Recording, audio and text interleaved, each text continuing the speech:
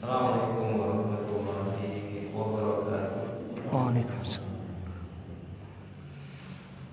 Innal hamdalillah nahmaduhu wa nasta'inuhu wa nastaghfiruh wa na'udzu billahi min shururi anfusina wa min sayyiati a'malina. May yahdihillahu fala mudilla lahu wa may yudlilhu fala hadiya lahu. Asyhadu an la ilaha illallah wahdahu la syarika lahu wa asyhadu anna Muhammadan abduhu wa rasuluh la nabiyya wa la rasula ba'da.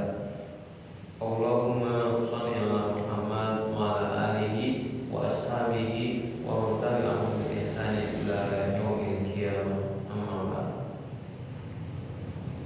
Ikhwan fillah, assalamualaikum warahmatullahi pada kesempatan malam hari ini. Cuaca cerah berjawab, walaupun anginnya sedikit, tapi alhamdulillah kita masih diberikan kesempatan untuk melanjutkan kajian kita tiap malam Selasa. Malam ini kita bertempat di sini untuk melanjutkan kajian terkait dengan sholat.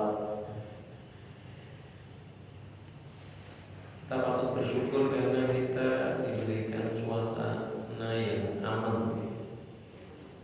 Karena di beberapa daerah yang lain ini sedang diuji oleh Allah dengan musibah.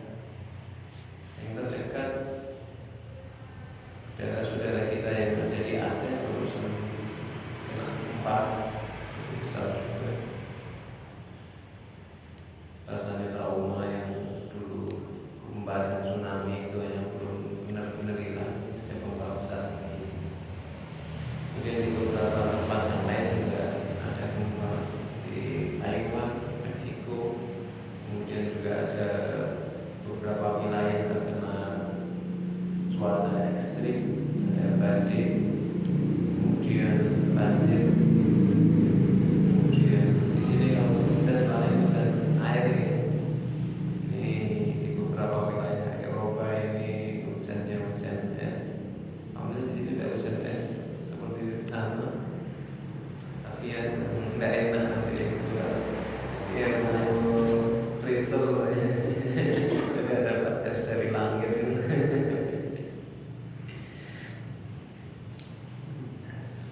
Di beberapa wilayah Eropa itu hujannya es bukan hanya sehingga biasanya kalau saya tapi tak kepol-kepol.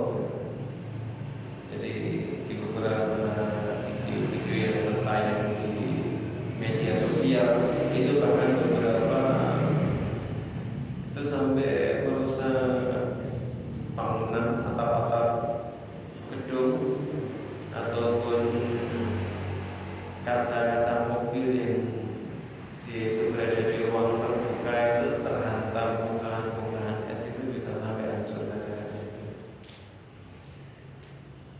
Nah itu di Bogor itu benar-benar sangat kotor. Itu kalau kena kepala kira-kira ya lumayan. Dan kondisi di beberapa wilayah yang lain. Ada juga yang sedang mengalami musim banjir dari tanah. Kemudian di sini aman. Maka dalam suasana yang aman ini kita berusaha untuk memaksimalkan beramal soleh. Mumpung apa? Mumpung kondisinya masih aman. Karena kalau kita yang tidak berusaha memaksimalkan untuk beramal soleh, ketika suasana aman itu dikurangi atau dicabut oleh Allah, kita akan menyesal. Kenapa dulu pas aman kita tidak memaksimalkan amal soleh? Maka dalam kondisi aman harusnya kita ini memaksimalkan beramal soleh, memaksimalkan beribadah. Kenapa? Kita bayangkan kalau suasana aman itu dicabut oleh Allah, repot. Kalau misalnya kondisi-kondisi sehat ini dikurangi oleh Allah, repot. Mas, anginnya sempit kayak gini, kemudian giginya sakit, itu udah mau kemana-mana udah tak alasan. Dalam kondisi kayak gini dikasih flu gitu aja udah, wes leren. Maka ketika kita diberi kesehatan, diberikan suasana aman, maka maksimalkan untuk beramal soleh. Kenapa? Kondisi orang, kondisi manusia itu tidak mesti, tidak ada. Saat ini sehat, mungkin besok pagi atau besok malam itu mungkin dikurangi kesehatan itu oleh Allah. Saat ini aman, boleh jadi besok kondisinya berubah. Ya kalau tidak percaya sekarang faktanya suatu cerah tiba-tiba muncul hujan. Beberapa kali hujan, suasana itu kayak benar-benar musim penghujan, tiba-tiba anginnya ganti sedikit dingin, angin kemarau lagi. Itu menunjukkan bahwa Allah itu bisa membolak-balikan keadaan ini ya. Sebenarnya pertama Allah. Maka kalau kita tidak berusaha memaksimalkan kondisi yang kondusif untuk beramal soleh dengan baik, nanti ketika kondisinya tidak sesuai harapan, kita akan menyesal.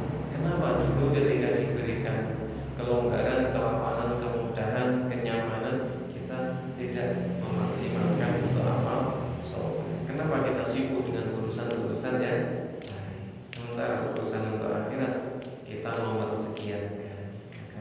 Semoga Allah Subhanahu wa Ta'ala senantiasa menolong kita, memampukan kita untuk memaksimalkan amal, memaksimalkan ibadah dalam setiap bagian dari umur kita. Amin Allahumma amin. Kemudian kita akan lanjutkan pembahasan kita terkait dengan masalah sholat. Mari kita bahas terakhir tentang membaca surat di dalam sholat ya. Terakhir baca itu apa saja yang biasa dibaca oleh Rasulullah, bagaimana Rasulullah itu membaca surat di dalam sholat, membaca ayat-ayat Al-Quran di dalam sholat. Mari kita bahas. Kemudian kita akan masuk pada bagian berikutnya, yaitu ruku. Setelah selesai membaca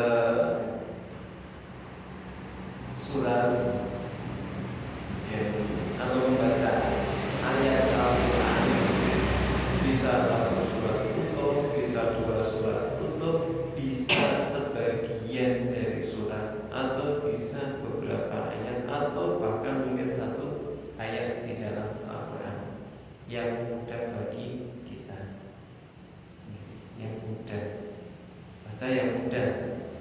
Kalau yang mudahnya itu bacanya surat Al-Imran, ya tidak apa-apa baca Al-Imran. Nah, menurut saya mudah Al-Imran.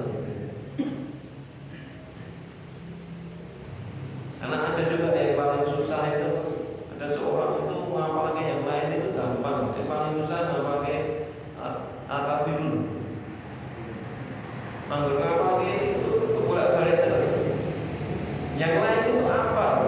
Surat yang panjang apa? Ada video Al-Kafirun bolak-balik. Ada yang kelas itu.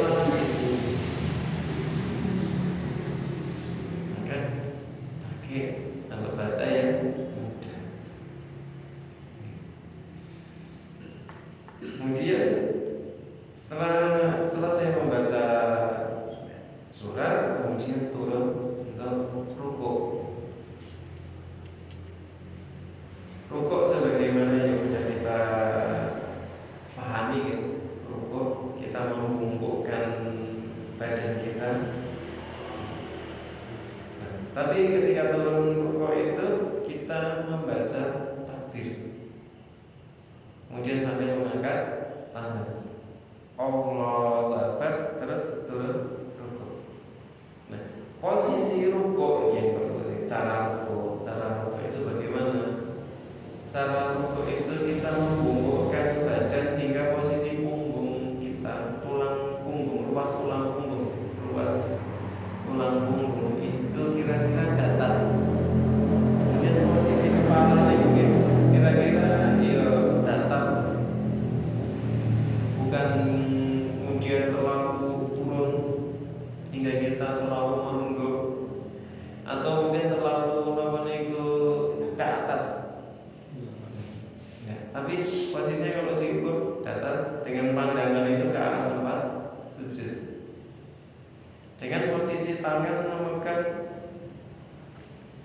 lutut dengan jari dibuka. Itu cara untuk menemukan posisi untuk rukuk. Ini perlu dipraktekkan. Praktekkan gitu. Kita praktekkan. Saya ada berikut misalnya kayak biasa.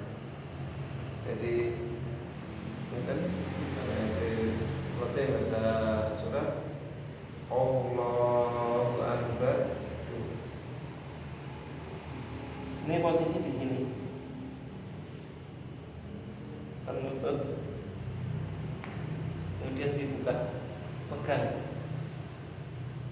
Ini usahakan lurus, bukan ditekuk. Dijauhkan dari lambung. Posisi tangan itu, bukan ditekuk. Ada gini, nah, ada lurus. Ini usahakan datar. Bukan nyeten, tapi dia bukan nyeten. Juga buatan nyata nggih. Kadang saya pernah melihat itu yang dipegang sini. Betis. Yang dipegang lagi.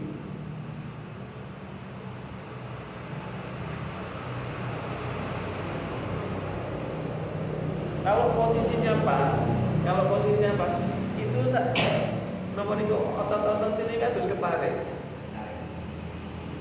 Begini, otot-otot ini ketarik.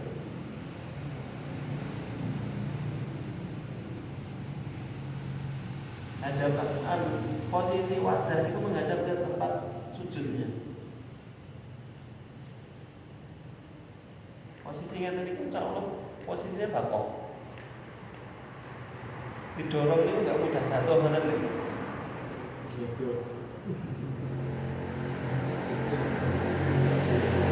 Kira-kira posisinya yang ini. Bukan ini ditekuk, ada juga ini ditekuk eden. Posisi tangan itu dijauhkan dari lambung dan lurus.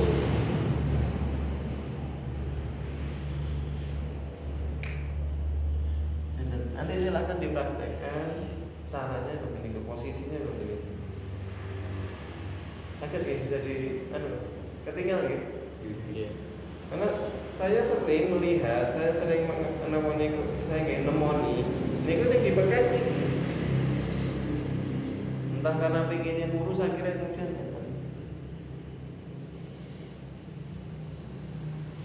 tangan itu kurang. Nah ini harusnya posisinya di sini. Jadi kalau posisinya di sini, nanti sini agak terdorong ke atas. Dada niku nanti akan terbuka. Pundak niku agak terdorong ke atas.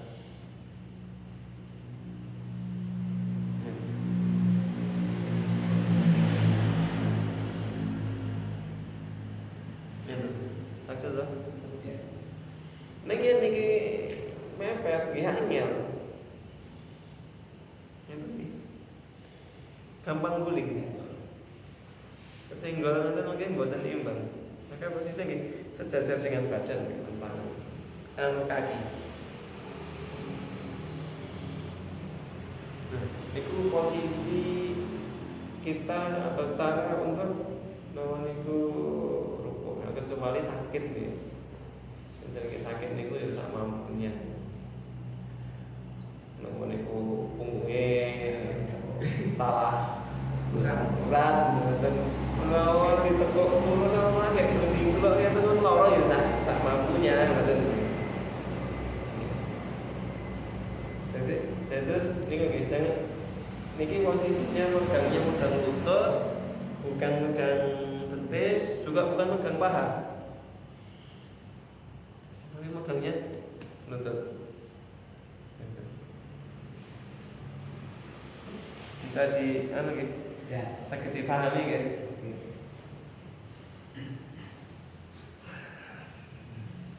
Terus ke badan tenang bener ya sholat nih. Nek kalau posisinya sama-sama itu, cara yang niku bila diri niku kuda-kudane kuat.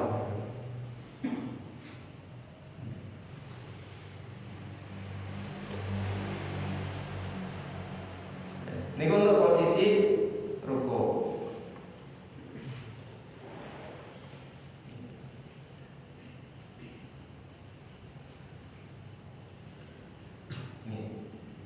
Diriwayatkan bahwa Uqbah bin Amir melakukan ruku, kemudian beliau ini menjauhkan kedua tangannya dari kedua lambungnya. Beliau memegang kedua lututnya dengan kedua tangannya dan membentangkan jari-jari tangannya di atas lutut. Lalu beliau menyampaikan, beginilah aku melihat Rasulullah SAW melakukan ruku. Kemudian beliau tidak menundukkan kepalanya ke arah bawah, lalu ke bawah. Beliau juga tidak mengangkat kepalanya hingga mendongak ke atas, sejajar.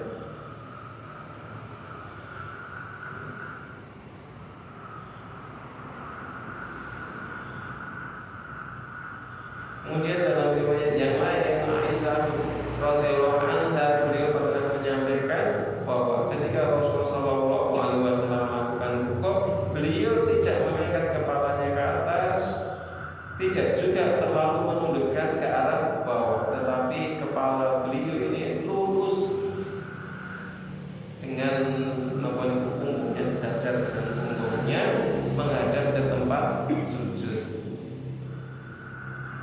Kemudian Ali menjelaskan juga ketika Rasulullah SAW rukuk, ande mangkok yang diisi air, mangkok diisi air, kemudian ditaruh di atas punggung Rasulullah, maka air itu tidak akan nampak.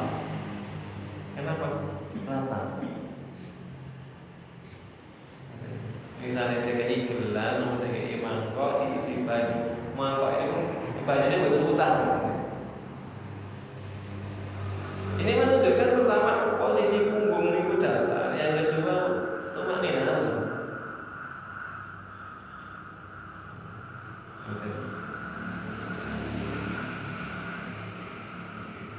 Kemudian ada yang juga menjelaskan, Mus'ab bin Sa'ad berkata, aku mengerjakan sholat di samping Ubay. Aku meletakkan kedua telapak tanganku itu di antara kedua pahaku dengan jari-jari tidak terbentang. Ubay melarangku melakukan hal itu. Ia berkata, dulu kami juga melakukan hal yang engkau lakukan itu. Kemudian beliau memerintahkan kami meletakkan kedua telapak tangan kami di atas kedua. Jadi tidak boleh diletakkan di paha. Itu di waktu Rasulullah SAW masih sugeng, ada sahabat yang melakukan itu kemudian digeser, diperintahkan jangan lakukan itu, letakkan telapak tanganmu di lutut. Diingatkan oleh Rasulullah SAW. Atau mungkin yang sekarang ya, beberapa itu yang posisinya di betis. Ada, saya beberapa kali ketemu ada beberapa itu yang memposisikan ini, naruh tangan pas pokok itu di betis. Ini biasanya nih yang namanya lapakannya agak tinggi, biasanya tangannya bertumpuk. Kalau ditaruh di lutut itu khawatirnya nanti tidak lurus, terlalu namanya itu dangan, akhirnya dia satu wujud.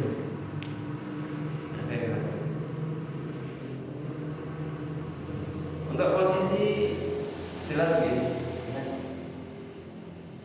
berarti nanti bisa dibenahi. Dan ketika ruku mulai membaca bacaan atau doa ruku itu ketika posisi tadi, posisi badan itu pun mapan, pun benar. Dan posisinya sudah lurus, tulang-tulang itu pun mapan, nembe baca doa. Bukan dicicil mulai turun gitu sudah baca. Begitu sampai gerak langsung balik ke lampu motor. Mungkin apa yang dibaca ketika kita sedang ruku? Ada beberapa doa yang dibaca ketika sedang ruku. yang lazim, yang sudah populer. Biasanya apa peneliti? Subhana rabbiyal azimi wa bihamdi. Apa subhana rabbiyal azim?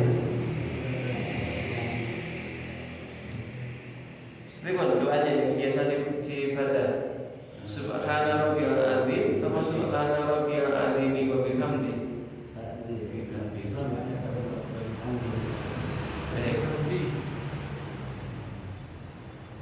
Riwayat yang masyhur itu yang sudah yang lebih sahih kita kenal itu yang mencukupkan subhana rabbiyal azim. Subhana rabbiyal azim. Cukup itu. Tapi ada juga riwayat-riwayat yang menjelaskan ada tambahan subhana rabbiyal azim wa bihamdi. Cuma riwayat-riwayat ini walaupun banyak riwayat tapi hampir semuanya itu statusnya dhaif. Namun Imam Syaukani menjelaskan bahwa jalur-jalur yang banyak tadi walaupun dhaif saling menguatkan. Monggo dipilih subhana rabbiyal azim mawon jelas dari hadisnya sahih, mau pakai yang subhana rabbiyal azim wa bihamdi juga boleh. Kemudian berapa kali dibaca? Minimal sekali. Lazimnya 3 kali. Sempurnanya 10 kali. Pengen membaca tasbih ini dengan sempurna di dalam rukuk, ping sedoso. Ning kok yen pengen diambil namanya itu sing minimal standar niku ya ping 3. Nek nembe kemungsung salah enten perlu cukup sekali. Tapi ketika jadi imam usahakan karena imam niku kan dhisik. Usahakan ampun baca namanya 3 kali. Baca 5 kali supaya jamaahnya, makmumnya itu punya kesempatan baca 3 kali. Ampun malah imam maca wis lisan, makmume ra sempat maca. Tapi begitu imam niku rukuk, makmum ikut rukuk, durung tekan nggone imame wis i'tidal. Nggih, penting wonten niku nggih pripun jenenge tiyang niku nggih macam-macam.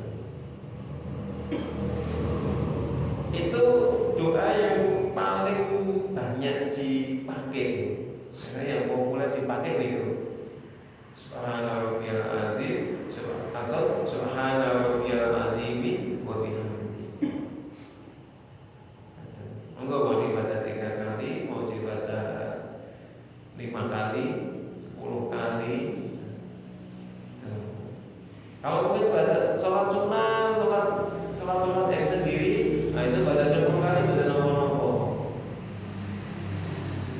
Jenengan jadi makmum, mungkin jenengan bacanya 10 kali, imamnya cuma baca 3 kali, jenengan protes imamnya kok cepet banget. Itu nggak paham. Nah, jenengan mau bacanya 10, tinggalan terus. Tapi kalau pas sholat sunnah, sehingga kita bisa lebih menikmati sholat kita. Rukuk itu dinikmati kan sendiri.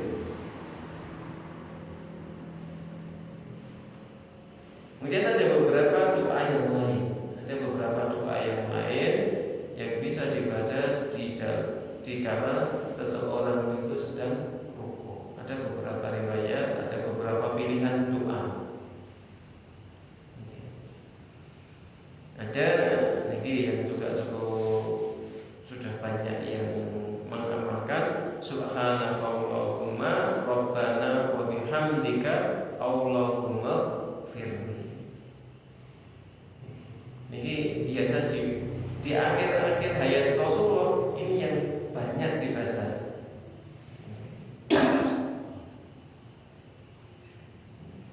Ini Aisyah menjelaskan bahwasanya dalam rukuk dan sujudnya Rasulullah SAW sering mengucapkan doa ini, terutama setelah turun naboniku surat Idza Ja'a Nasrullahi wal Fath.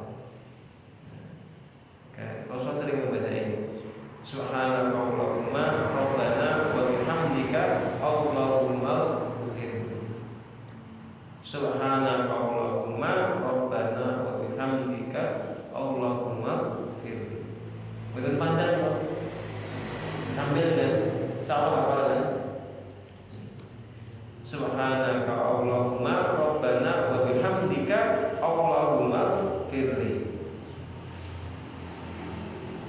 Maha suci Engkau ya Allah, Rabb kami memujimu ya Allah, ampunilah dosa-dosa.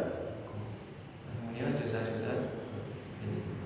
Ini salah satu bacaan yang dibaca oleh Rasulullah SAW ketika sujud dan rukuk. Kalau baca doa ini bisa dipakai dibaca pas rukuk dan juga pas sujud.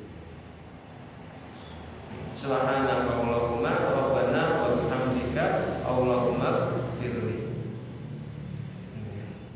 Kemudian doa yang lain selain itu ada doa Subhana jabaruti wal malakuti wal kibriyai wal adhamah.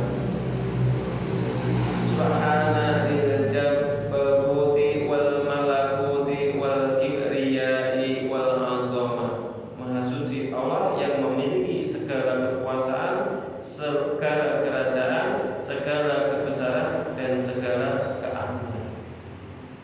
Juga bisa dipakai doa ini. Wah, aku bosan kalau subhanallahil azim ganti. Bisa dipakai ini.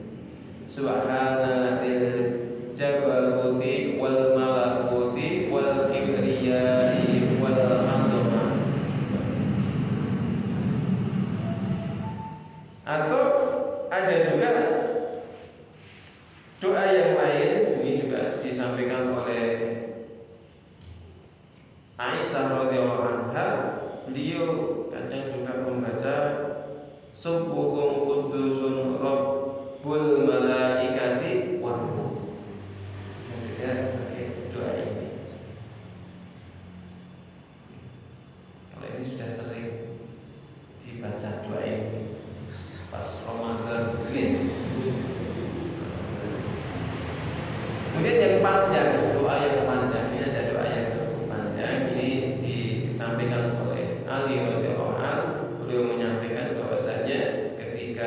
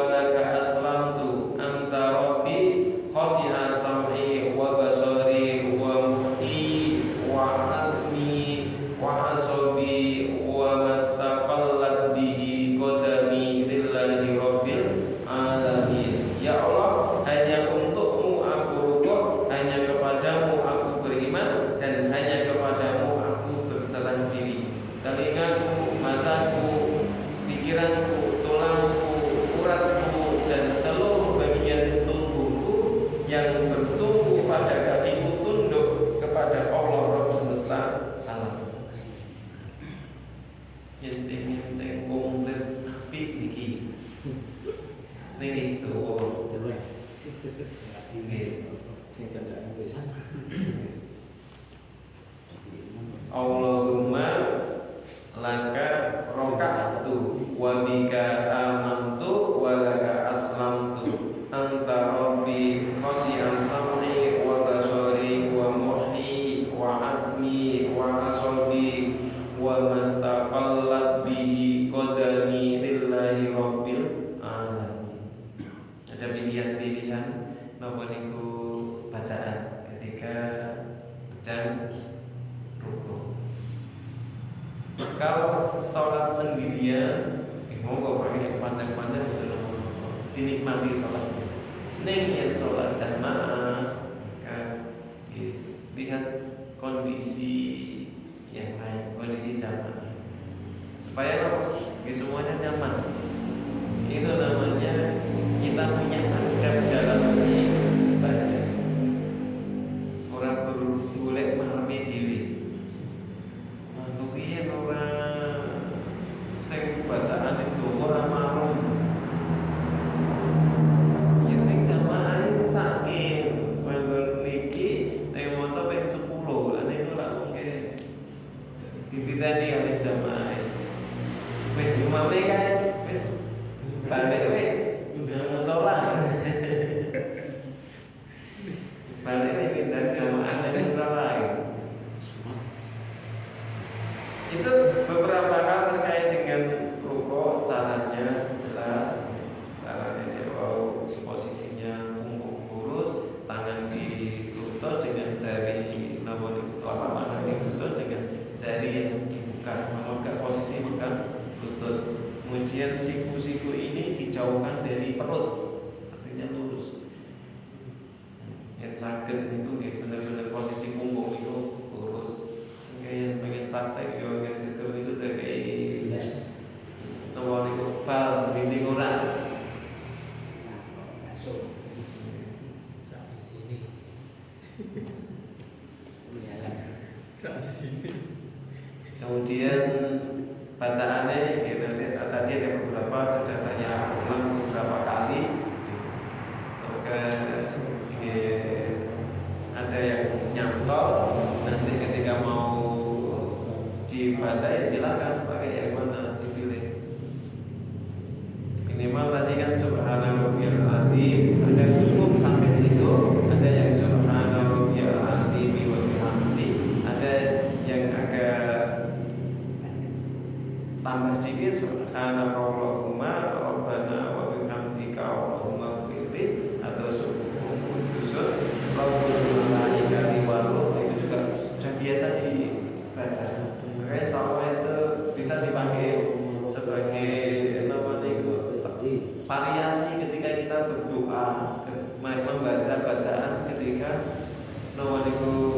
rukuk.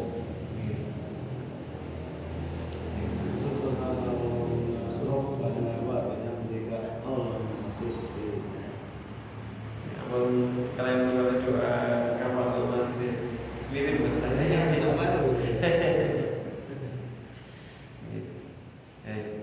Setelah selesai membaca doa, maka kemudian dilanjutkan untuk i'tidal, berdiri lagi, berdiri bangkit dari rukuk untuk i'tidal. Ketika i'tidal ini, maka apa yang dibaca? Kalau biasanya pindah gerakan itu takbir, kalau di sini bacaannya bukan takbir tapi sami Allahu liman hamidah.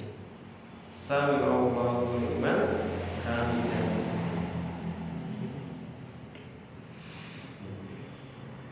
Seorang yang sholat, seorang yang menjalankan ibadah sholat, menegakkan sholat, baik mereka itu sebagai imam maupun makmum maupun sedang sholat sendirian, ketika bangkit dari rukuk, ia disunahkan membaca Sami Allahu liman hamidah. Sunnah. Yang lari berarti tidak batal sholatnya. Kalau Allahu Akbar berarti tidak batal sholatnya, tidak batal, betul ya? Karena ini sunnah. Sami Allahu liman hamidah, juga Allah Maha mendengar orang yang memujinya. Nanti biasanya ya harus gitu saja. Nah kadang-kadang nanti misalnya ngomongnya gitu nih kalau Allah baru saja kadang-kadang berarti kata ini Sami Allahu liman hamidah, Allah Maha mendengar orang yang memujinya. Apabila ia telah berdiri dengan lurus, maka hendaklah dia mengucapkan Rabbana walakal hamdu atau Allahumma Rabbana walakal hamdu. Jadi ketika Sami Allahu liman hamidah, proses itu begitu sudah berdiri tegak lagi, maka dilanjutkan Rabbana walakal hamdu atau Allahumma Rabbana walakal hamdu. Rabbana walakal hamdu, wahai Rabb kami, wahai Tuhan kami, hanya bagimu segala puji. Ya Allah, ya Allah Tuhan kami, hanya bagimu segala puji.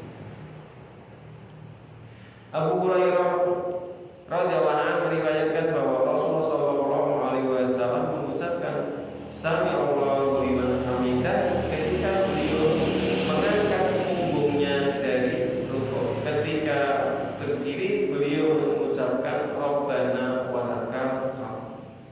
Ketika sudah posisi berdiri maka dilanjutkan.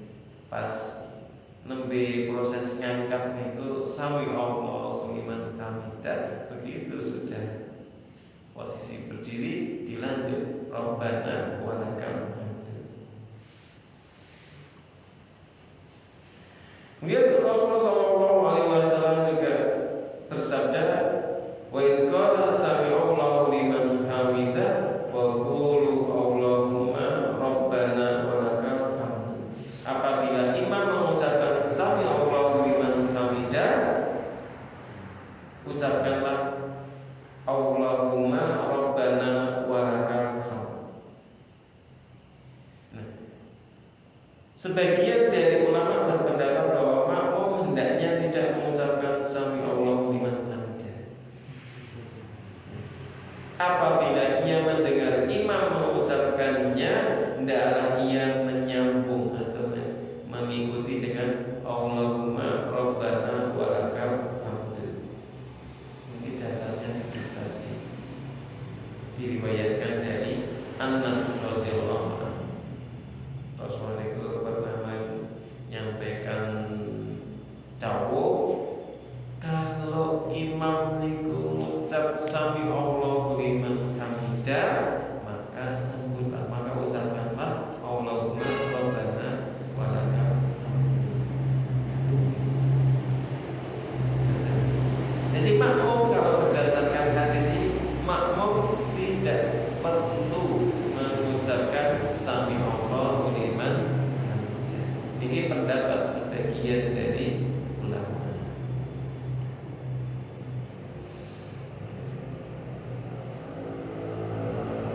Kemudian hadis lain dari Abu Hurairah yang diriwayatkan oleh Imam Ahmad juga menjelaskan bahwa Rasulullah sallallahu alaihi wasallam pernah bersabda, "Idza qala al-imamu sami Allahu liman hamidah wa qulu Allahumma Rabbana walakal hamd." Fa inna ma wafaqa qawluhu qawlul malaikati ghufira lahu ma taqaddama min dhanbi. Apabila imam mengucapkan sami Allahu liman hamidah, ucapkanlah Allahumma Rabbana walakal hamd. Barang siapa yang bacaan zikirnya berbarengan dengan bacaan zikir malaikat, maka Allah akan mengampunkan segala dosanya yang telah lalu.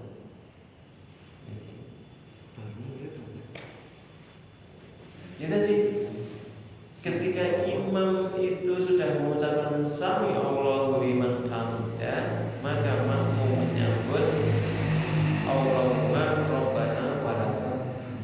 Selesai sami Allah. Ketika sudah selesai mengucapkan sami Allah liman hamidah, maka terus nyambut itu.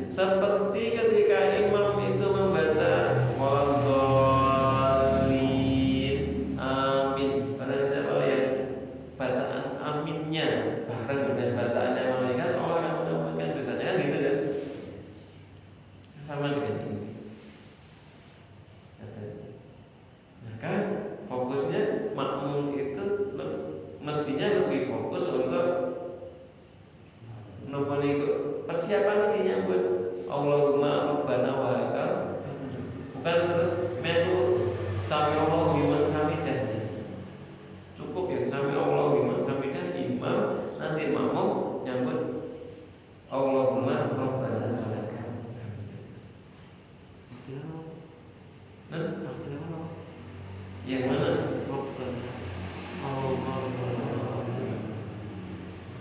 Yang Allahumma rabbana wa lakal hamdu. Allahumma ya Allah rabbana rabb kami wa lakal hamdu, segala puji hanya bagimu. Ini berdoa pada Allah, memuji pada Allah.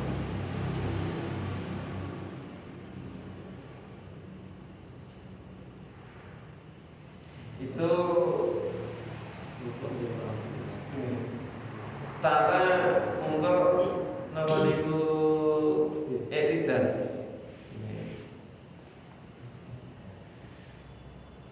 Kemudian Rasulullah sallallahu alaihi wasallam juga menjelaskan ini juga sering sallu kama ra'aitumuni usolli, salatlah kalian sebagaimana kalian melihatku salat.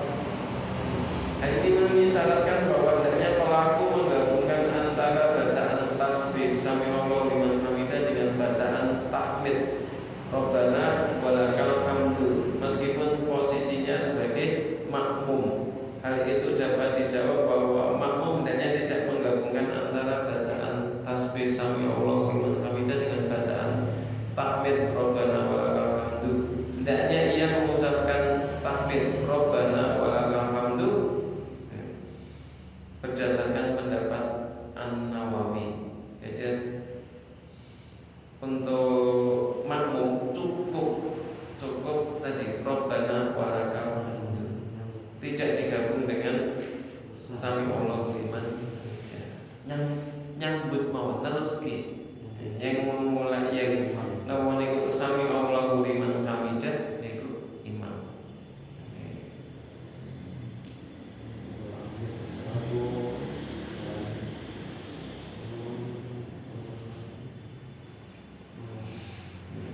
Terus niku nggih itu bisa di lawan niku karena lebih jelas kan posisi mana yang menjadi bacaan untuk makmum, mana yang kalau imam itu seperti apa. Sebagaimana baca Al-Fatihah, makmum nyimak dulu biasanya. Begitu waladhdallin, imam itu nyambung amin, makmum cukup amin, enggak usah melu maca Al-Fatihah dari awal dulu gitu. Sama yang sami Allahu liman hamidah, Rabbana wa lakal hamdu.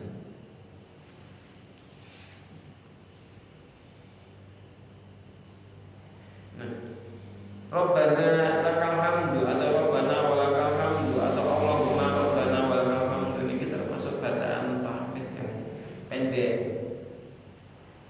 Bisa ditambah dengan doa-doa yang lain. Ada beberapa doa yang bisa diamalkan. Seperti Rabbana wa lakal hamdu hamdan katsiran thayyiban mubarakan fihi. Rabbana wa lakal hamdu hamdan katsiran thayyiban mubarakan fihi. Ya Rabb kami, bagimu segala puji yang banyak, baik dan diberkahi. Ketika bacaan i'tidal sakit yang ini Rabbana wa lakal hamdu hamdan katsiran thayyiban mubarakan fi.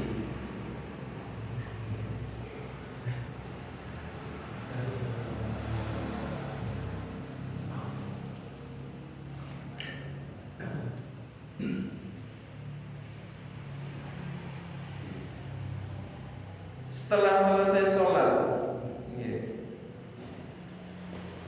ini kasusnya itu ada salah seorang sahabat yang menjadi makmum sholat di belakang Rasulullah SAW. Begitu i'tidal, maka dia mengucapkan ini, bacaan doanya ini, Rabbana wa lakal Setelah sholat maka Rasulullah Shallallahu Alaihi Wasallam kemudian bersabda, "Laqad ra'aitu bid'atan wa salasina malakan yabtadirunaha ayyuhum yaktubuha awwala." Sungguh aku melihat 30 lebih malaikat bersegera, siapa di antara mereka yang lebih dahulu dapat mencatat bacaan zikir itu. Di bacaan ini terus malaikat itu berbondong-bondong pengen nyatet 30 malaikat lebih itu dan pengen nyatet doa ini. Saking mulianya bacaan ini. Oh ini bacaan doa ini. Namun itu tahmid yang sedemikian bagus ini. Rabbana wa lakal hamdu hamdan katsiran thayyiban mubarakan fi. Ini bisa dipraktekkan, bisa diamalkan.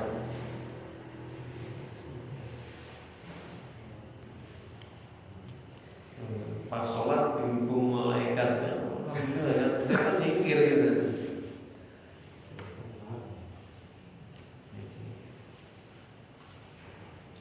Dan ini yang membaca doa ini justru malah sahabat dulu kan. Dan kemudian dibenarkan oleh Rasulullah Sallallahu Alaihi Wasallam.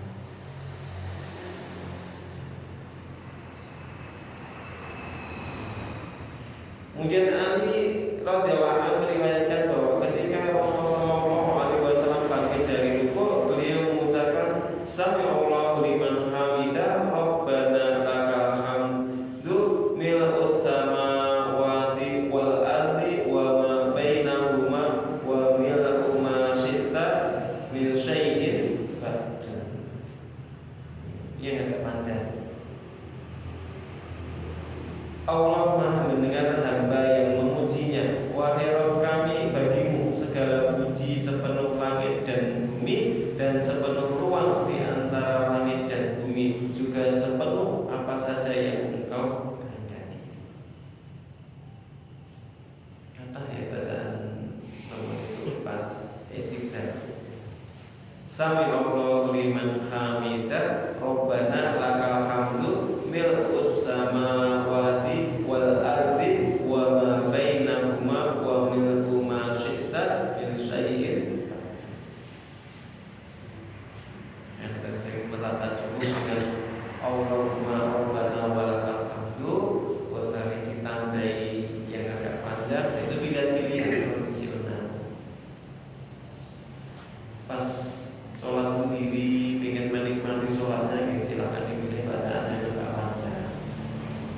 Pas nanti sampah mungkin berjalan, ya pilih bacaan yang mungkin agak ringkas biar nanti tidak ketinggalan. Kemudian juga ada doa yang lain. Dari Abdullah bin Abu Awfa meriwayatkan bahwa Nabi Shallallahu Alaihi Wasallam berdoa ketika mengangkat kepalanya dari rukuk. Allahumma lakal hamdu mil'us samai wa mil'al ardi wa mil'a ma syi'ta min syai'in ba'du. Allahumma tahhirni bisaji wal baladi. Allahumma tahhirni minal dhunubi wa naqqini minha kama yunaqqas thawbul abyadu minal washah.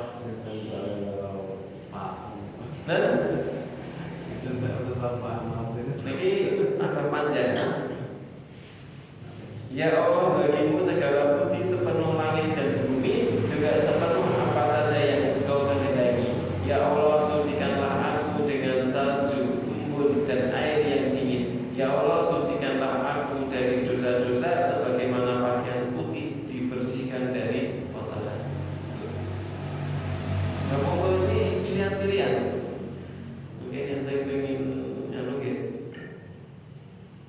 ditulis gitu. Kemudian ada doa juga yang lain. Ini riwayat dari jalur Abu Sa'id Al-Khudri. Apabila Rasulullah SAW telah mengucapkan Sami'allahu liman hamidah,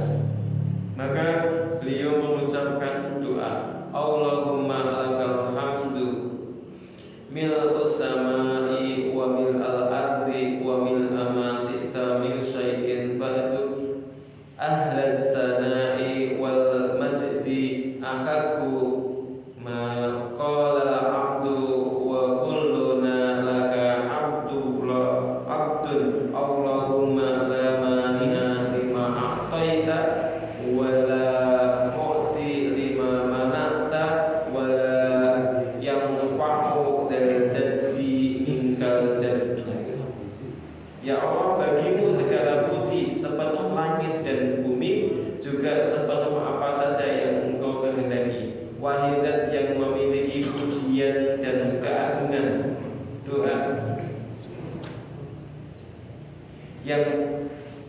yang paling berhak. Doa ini adalah doa yang paling berhak dibaca oleh seorang hamba.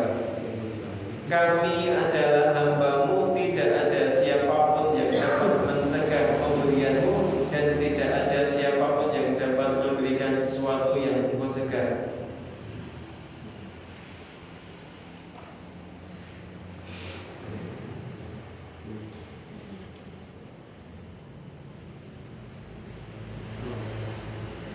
Ini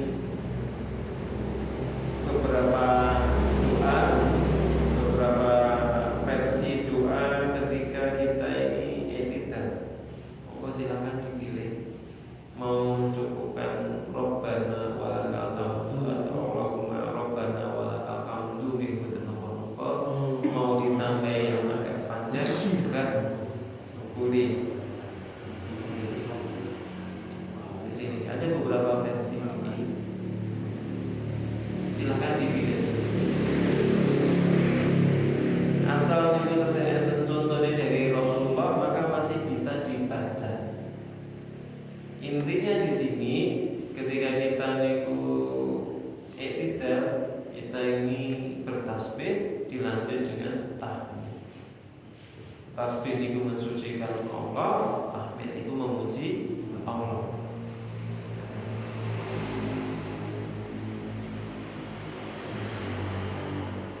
Niku untuk napa niku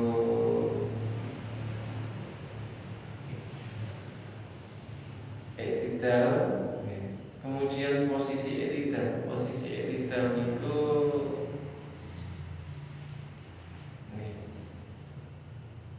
berdiri setelah rukuk, kemudian tulang-tulang itu kembali ke posisi semula. Nah, ini tulang-tulang itu kembali ke posisi semula, maka muncul dua tafsiran. Ada yang posisi kembali ke semula itu kembali ke posisi semula sebelum rukuk. Ada yang menjelaskan bahwasanya kembali ke posisi semula itu sebelum sholat. Nah, itu maka pilihan mau pilih yang mana. Maka kemudian kita akan dapati dua versi gitu biasa. Ada yang kemudian ketika i'tidal yang rukuk ini aja. Terus Sami Allahu liman hamidah Rabbana walakal hamdu, itu posisinya itu. Tangan turun. Ada yang kalau niku Sami Allahu liman hamidah Rabbana walakal. Ini dua pilihan. Kenapa? Sama-sama dasarnya satu hadis. Tulang-tulang kembali ke posisi semula. Semula niku ada yang menyatakan semula sebelum sholat niki turun. Masa dari sholat kan turun, ya kan?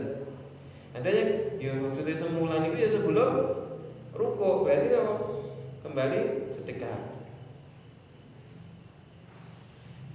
Niki yang dirembuk tinggal utur rampung. Kita mau ini pilihan betul mau balik sedekah atau turun. Kalau kita sudah ngerti ya tadi, insya Allah itu tidak gumunan betul ya maksudnya. Ketika ada yang memilih sedekah, itu berarti pilih yang kembali semula itu sebelum rukuk. Mau turun berarti kembali semula sebelum sholat. Betul ya, jelas gitu. Tidak perlu di namanya perdebatkan betul deh. Soalnya mungkin rak tampung ini perdebatkan. Ayah kabeh. Gitu. Ada yang menyatakan bahwasanya sedekap pas posisi tidak pas posisi tidak itu sedekap itu bina. Ini kan ya Syekh Nasiruddin Albani itu membid'ahkan ini. Tapi Syekh bin Baz menyatakan bahwasanya sunnah. Bodoh-bodoh saking Arab, bodoh-bodoh ahli hadis. Itu betul. Untuk menilai masalah itu, saya sisi nilai sunnah, saya sisi nilai bid'ah. Betul gadok kan? Maka dalam kondisi semacam itu, ya kita mensikapinya seperti kunut. Kunut itu ada yang menyatakan itu sunnah, ada yang menyatakan bid'ah. Pilih mana? Ya karena mantep yang saya kan gitu kan. Kalau mantep itu nganggap sunnah, ya silakan itu diamalkan. Itu menurut keyakinannya, kemantepannya itu pilih sunnah. Kenapa sunnah? Karena Rasulullah pernah melaksanakan. Nah, kenapa kok ada yang mengatakan bid'ah? Karena Rasulullah itu pernah melaksanakan tapi tidak terus dilereni. Jelas. Tidak perlu kemudian diributkan. Wah, yang mana? Suku era anggo kunut, wes kayak masjid dhewe wae. Tidak kayak gitu. Mana suku kan anggo kunut, wes golek imam liyane, tidak kayak gitu. Wah, ini dari balik sedekah meneh wis ganti wae golek imam liya atau segitu minta sedekah wis monggo ini beberapa amal terkait dengan masalah sholat atau masalah semacam itu kadang-kadang memang ada beberapa pilihan, ada beberapa perbedaan. Ya sebagaimana dulu waktu takbiratul ihram, waktu sedekah posisi tangan itu ada beberapa perbedaan dan itu sudah dimafhumi oleh para ulama perbedaan itu. Tidak saklek. Ini kita bacaan Al-Fatihah kan jelas gitu loh. Semuanya mengatakan ya Fatihah itu wajib ada.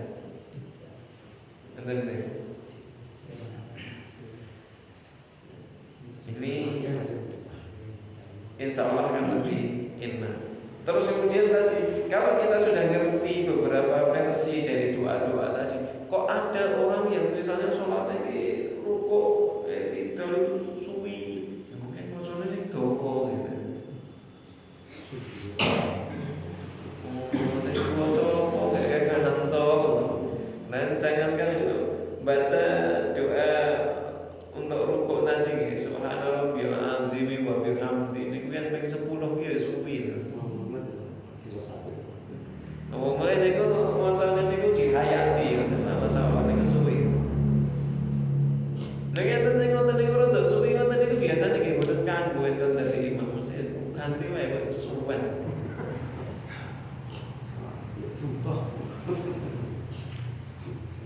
Saya itu sering kadang-kadang itu ada yang komentar ya, ada yang komentar cerita gitu. Saya sering lewat Solo, sering mampir sholat berjamaah di masjid Sambi. Itu Sambi dekat seperti Sambi. Nah itu salah satu warga situ kalau beliau ngimami, niku mesti rukuk sujud niku suwi. Ini ngamal ini ya tadi bacaannya ping 10 tadi. Ini kiri jalan itu. Kanan jalan dari sini. Yang ini kanan jalan. Sampingnya sampai mana itu? Di bawah Telaga Merah. Nan? Telaga Merah. Nggih. Sambil nggih. Yang gede itu.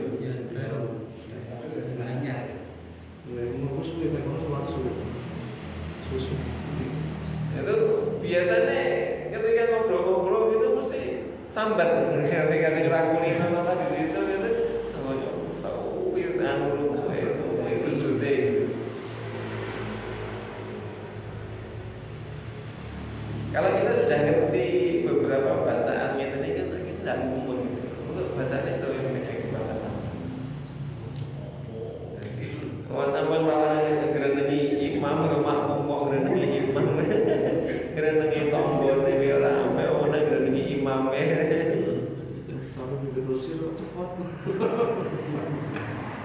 Yang justru kadang perlu dipertanyakan itu ketika tadi seorang imam tapi tidak memberikan kesempatan makmum itu untuk membaca doa. Maka salah satu adab ketika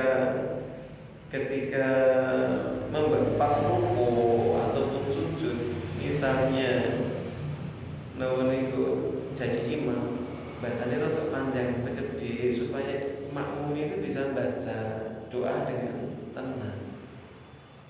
Bahkan ada seorang ulama yang menjelaskan dalam nawaniku Zadul Ma'ad Ibnu Qayyim, dia menjelaskan hendaknya imam itu ketika dia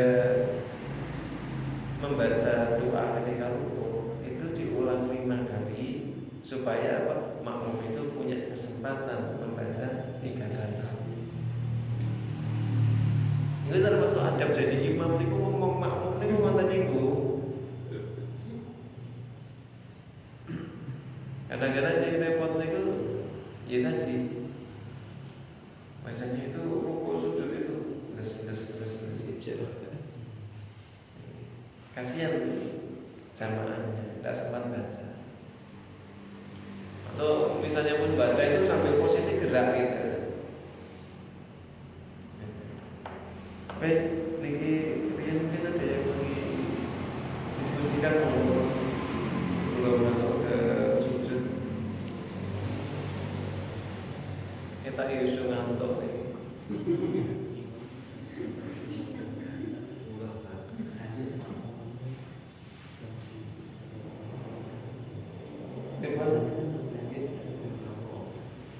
Ada yang namanya itu tadi didiskusikan.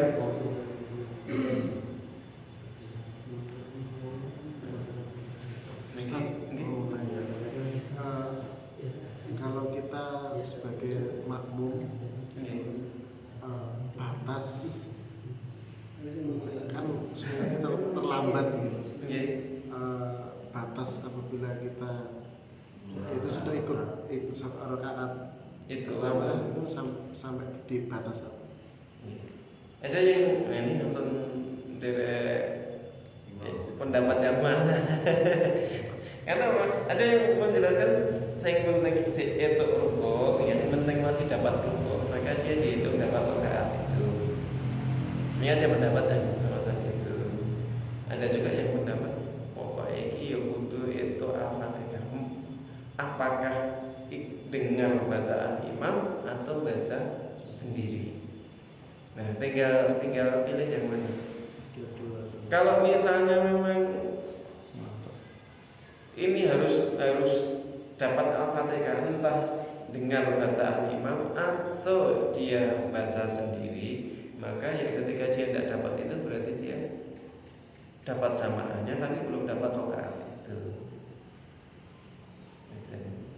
Tapi kalau dia berpegang pada riwayat yang menyatakan yang penting pas rukuk dapat rukuknya imam dihitung dapat 1 rakaat, dapat rakaat itu, maka yang penting nih keterseni oman rukuk berarti tidak usah nambah.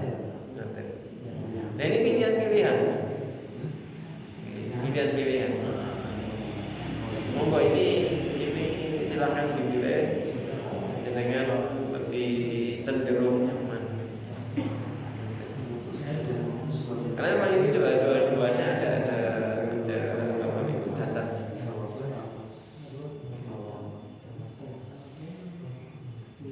Bahkan mungkin beberapa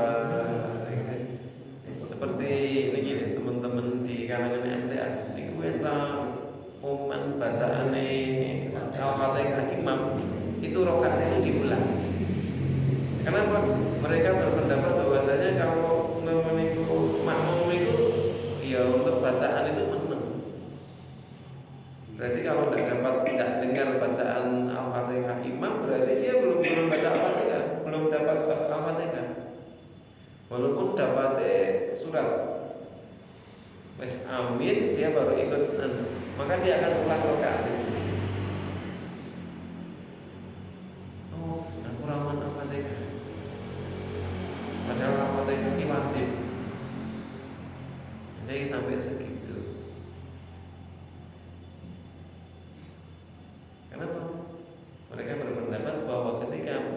imam niku membaca, makmum wajib menyimak baik Al-Fatihah maupun surat.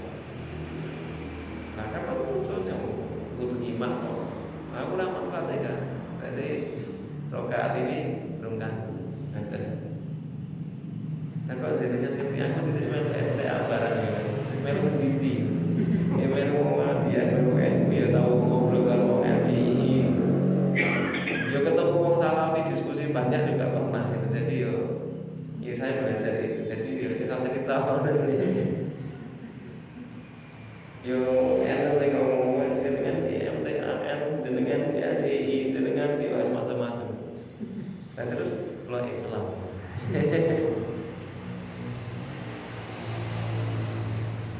Kata gitu. Jadi ada beberapa pilihan, silakan dipilih. Silakan dipilih. Bahkan di kalangan para sahabat pun juga tingkat kehati-hatiannya berbeda-beda gitu. Tingkat kehati-hatian para sahabat itu berbeda-beda. Saya kasih contoh ya. Abdullah bin Umar, putrane Umar bin Khattab radhiyallahu anhu, itu punya anak, salah satunya itu Abdullah bin Umar. Beliau itu sangat-sangat hati-hati, berusaha mencontoh Nabi niku sak persis-persisnya gitu. Sampai Rasulullah itu pernah lewat suatu jalan, di situ itu ada dahan yang melintang, kemudian Rasulullah itu merunduk di situ. Maka setiap kali Abdullah bin Umar lewat tempat itu, dia merunduk walaupun dahan itu sudah hilang. Dan Rasulullah dhisik lewat kene ndungkluk. Mereka saking berusaha mencontoh Rasulullah itu diplek-plek itu sampai kayak terkait dengan kehati-hatian beliau itu kalau misalnya masbuk ya, masbuk dapat rakaat, masuk rakaat kedua, maka beliau nanti sebelum salam sujud sahwi. Ini kita dipraktekkan mesti umum mana. Ini dipraktikkan oleh Abdullah bin Umar. Ketika ditanya, "Lo kenapa?"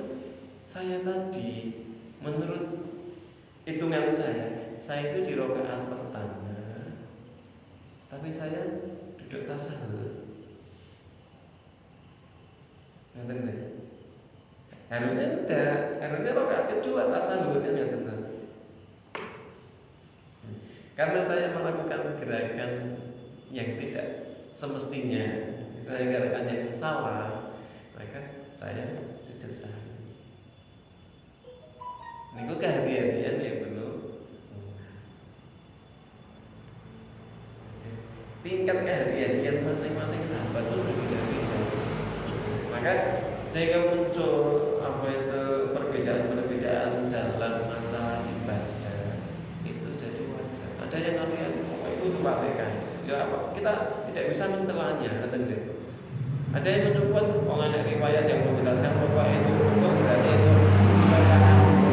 Ya tentu tidak masalah. Silakan pilih itu. Kalau kita ngerti perbedaan itu, ngerti secara utuh, maka kita akan bisa lebih dewasa dalam bersikap. Oh berarti yang benar. Iyo kayak pendapat yang ini enak. Oh, berarti saya ngerti. Saya ngerti dasar. Saya kongcok, saya sedulur. Nah gitu kan. Biasa. Tampung sholat walaupun mungkin beberapa hal itu ada yang berbeda, ya tetap salaman ya enak, ngobrol ya enak. Ya dan salah. Mungkin ada yang lain. Apabila kita mengikuti jamaah imam itu terlalu cepat, anjuran membaca Fatihahnya itu mengikuti membersamai membacanya atau setelah selesai Fatihah baru membaca. Dan seandainya suratannya itu cepat, apa lebih baik mendengarkan? Ada riwayat yang menjelaskan bacaan imam itu mencukupi atau bacaan imam itu juga bacaan. Kalau kita mengambil pendapat itu, berarti ketika sholat jamaah makmum itu enak cukup dia menyimak mendengar cukup itu sebagai bacaan imam itu sebagai bacaan kita. Itu pendapat yang pertama. Kemudian ya ketika kita berpendapat ikut pilihan pendapatnya, kalau untuk Al-Fatihah itu kita harus baca sendiri, ya cari waktu ikuti di belakang imam, misalnya Alhamdulillahirrabbilalamin, kita juga mau ikuti Alhamdulillahirrabbilalamin. Kalau imamnya mau cari terus Alhamdulillahirrabbilalamin Ar-Rahmanir-Rahim cepat gitu, ya jangan di situ. Tapi setelah selesai imam membaca Al-Fatihah, silahkan baca Al-Fatihah sendiri.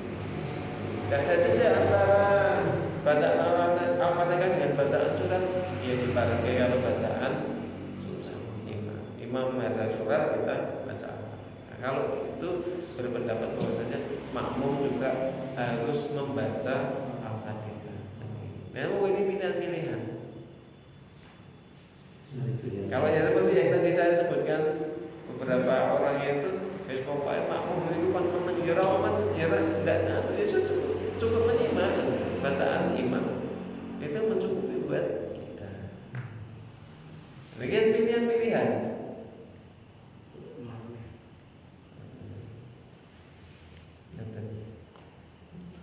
Bisa dipahami gitu, sakit nanti kan carane ngatur senai. Nah, karena memang tidak ada istilahnya kewajiban juga imam itu harus ngasih kesempatan makmum membaca, tidak ada. Cuma imam yang bijak itu memahami perbedaan-perbedaan yang ada, maka perlu ngomong. Jenenge pemimpin itu kalau misalkan ngomong, iki jamaahku ki orang seide karo aku kabeh. Enak sing duwe pendapat ini ben iso ngrengkuh semuanya, tak kasih kesempatan. Sing cukup mencukupkan dengan bacaan imam berarti dia mendengar, itu juga tidak masalah. Sing harus membaca ada waktu untuk membaca. Itu kalau imamnya itu berusaha ngomong semuanya. Ning niku memang sekarang niku ilmu imam niku juga kadang-kadang tidak dipahami. Kenapa? Imam itu kadang-kadang hanya karena tidak ada yang lain aja. Mainnya kuwi ya wis kon maju dari imam bener. Jadi bukan karena memang dia itu ngerti tentang bagaimana memimpin, terutama memimpin sholat ya. Atau hakikat imam itu bukan hanya sekedar sholatnya di depan gitu. Tapi dia memimpin. Imam itu kan pemimpin. Yang namanya pemimpin itu bertanggung jawab terkait dengan ya, amanah kepemimpinan itu. Kalau itu pemimpin sholat, ya bagaimana sholat itu bisa berjalan dengan baik. Semuanya itu sangat merasa terayomi. Nanti bisa. Sekarang sementara mungkin mikirin di lain kesempatan bisa dilanjut untuk bab tentang sujud. Nah, turun sujud nanti posisinya bagaimana, kemudian caranya seperti apa, bacaannya. Insyaallah dengan kita belajar, kita akan bisa memperbaiki sholat kita. Kita akan berusaha meningkatkan kualitas sholat kita, kualitas ibadah. Terus di dasarnya bukan hanya kayak kok sholat ini tidak melu-melu, tapi kita benar-benar ngerti ada dasarnya, rujukannya cetok. Mungkin itu semoga Allah